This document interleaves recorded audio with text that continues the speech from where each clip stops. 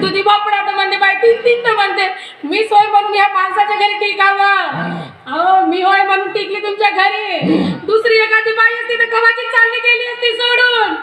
म्हणून राहिला माणूस जन्निंग मग करून जा जन्निंग दिन म्हटलं आम्ही कायला जावं घर सोडून तुम्ही जा घर सोडून मी माझ्या 2 पोराले आणि एवढा मोठा संसार या माझ्यासोबत करून राहील मी काय घर सोडून जावं मी नाही जायची चांगला छाती तर मिऱ्या वाटून राहणार आहे सांगून राहिला माणूस मरते मोठा शिकलाय म्हणे मोठा शिकला कायचं बाई याच्या डिग्र्या चुलीत टाकण्याच्या कामाच्या हवा माझ्या टिकायला काय म्हणायचं नाही नाटक सरापती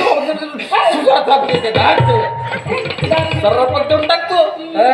हे नाही चिंता गावची शाळा बंद होणार आहे म्हणून सांगून राहिली हे नाही दिसत आहे मला गावच्या शाळेत पुढं शिक्षणाचं मला काही सांगू नको एक काम कर आता मला भूक लागली तुझा नवरा दिवसभर काबाड कष्ट करून भुकेला आहे नवऱ्याला काहीतरी जेवायला वाढ ग त्यासाठी घरी काही आणता का लागते ना घरी तेल नाही तिखट नाही मीठ नाही आणि कुठून स्वयंपाक बनवणार हा ह्या मो गावातला मी चांगला प्रतिष्ठित बेवडा आहो रिस्पेक्टेड बेवडा आहो आता म्हणजे सगळे लोक गावातले ओळखतोय म्हणजे बेवडा म्हणून मग आणि एवढा रिस्पेक्टफुल बेवडा असताना तू म्हणून राहिली तेल नाही तिखट नाही मीठ नाही हे शब्द काय शब्द कसं म्हणाले पाहिजे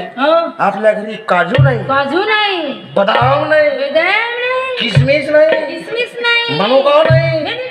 असे भारी भारी शब्द वापरायला पाहिजे आणि ते तेल नाही तिखट नाही मीठ नाही काजू बदाम किसमिस घरी आणून